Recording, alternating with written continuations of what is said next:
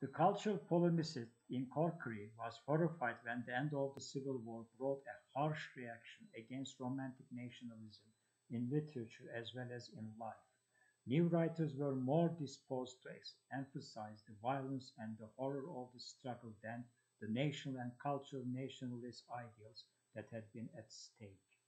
In Talks and Lectures, and an unpublished essay of 1927 entitled The Literature Collapse, he struck back at what he saw as literature of misrepresentation representation, and particularly attacked the early dramas of Sean O'Casey, bu da çok önemli bir tiyatrocu, and the fictional Lime of Flattery as destructive betrayals of their country.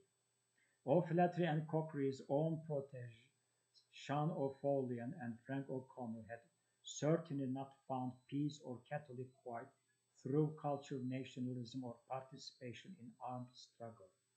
Lime O'Flaherty had in fact come to believe in an amoral social Darwinism rather than any kind of divine or national destiny.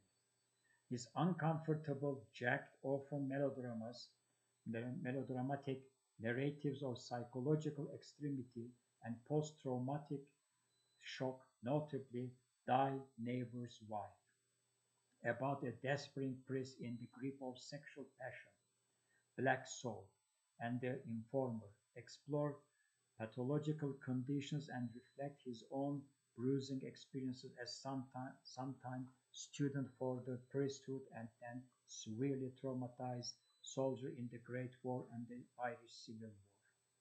All this left him a more or less alienated wanderer, brooding and observing on the Aran Islands, where he was born, in Dublin and the wider world.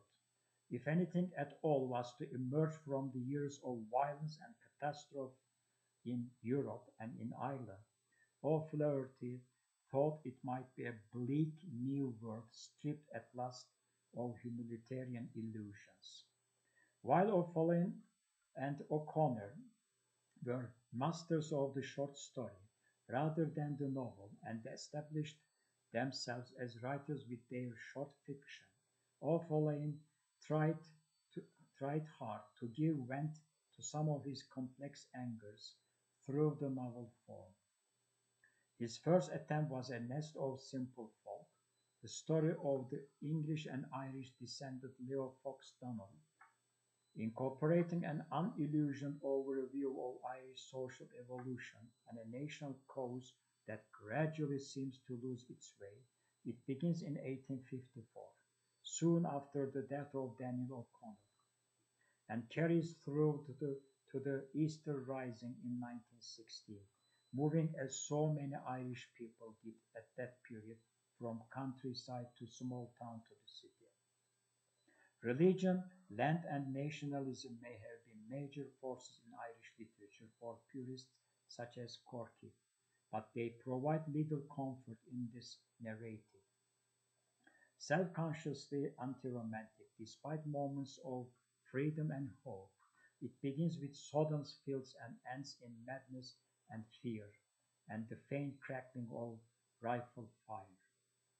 A Nest of Simple Folk cannot quite sustain its burden of despondent history.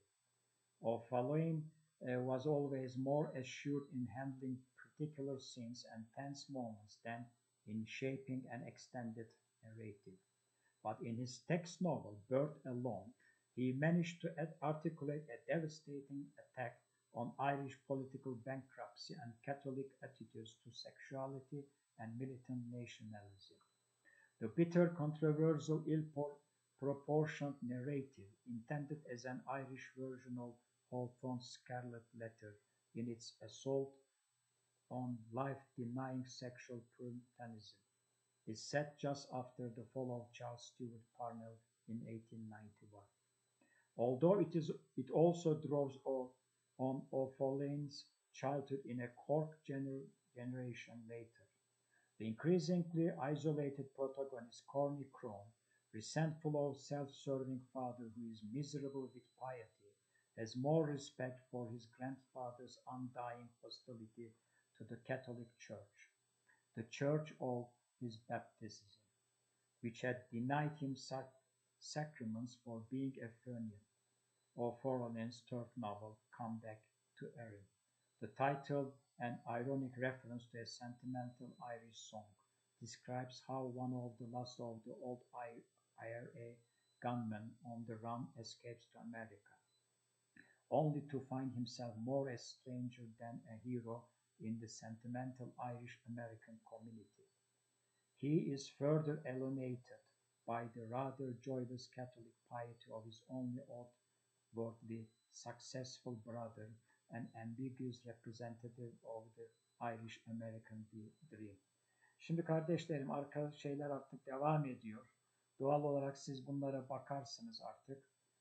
Sizlerle bu dönem umarım güzel bir ders yaptık. Her ne kadar yüz yüze olamasak da sizlerle. Az çok İrlanda hakkında ve İrlanda romanı hakkında ve ünlü yazarları hakkında bir şeyler vermeye çalıştım sizlere. Evet, telafimiz de bu şekilde bitmiş oldu. Dolayısıyla sizlerden artık gelecek olan ödevlerinizi bekliyorum. Zamanında yapmaya çalışın lütfen ve zamanında gönderin hocalarınıza da. Gene de görüşemezsek sizlere çok güzel bir yaz tatili diliyorum. İnşallah şu musibet koronavirüs tümüyle dünyadan ve güzel ülkemizden de kalkacak. Buralardayız. Gene sormak istediğiniz bir şeyler olabilir. Bu konuda da her zaman sizlere yardımcı olmaya çalışacağım. Sizlere güzel günler diliyorum. Esen kalın.